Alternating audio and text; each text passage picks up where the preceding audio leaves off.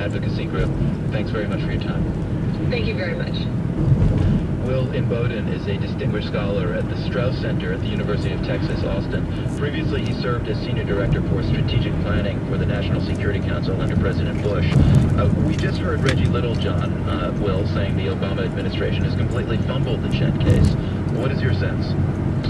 I would not go quite that far yet, but I'm growing increasingly concerned, Marco.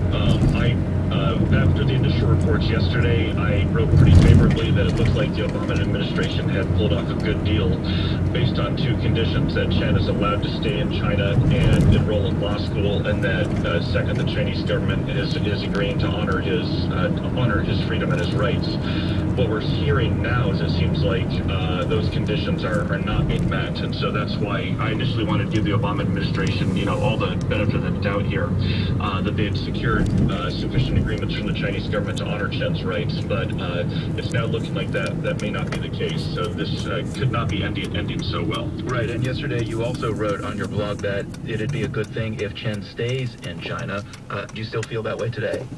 Well, the first principle in all of these cases with human rights dissidents is to understand and honor the desire of the dissident. At the time, it sounded like Chen wanted to stay in China, and precisely because his family's there, and so he could continue his activism. And so that's why I was very favorable towards the deal the administration cut. Now it's looking like two things have changed. One, Chen is realizing that he does not have as much protection either from the U.S. government or certainly from the Chinese government. And second, that changes his calculation, and he now seems like he wants to come to the U.S. And if that's the case, I would certainly be supportive, and I hope the administration would as well, of bringing him to the U.S. so he can seek asylum here. What can the U.S. do right now? Well, Marco, let me share an anecdote of a similar case I worked on when I was working for President Bush at the White House that gives one or two illustrations of ways I think the Obama administration could have done more and maybe still could do more. In 2007, President Bush arranged to meet in Washington at the White House with three prominent Chinese dissidents who were visiting the U.S. for just a week, and then they were planning on returning to China.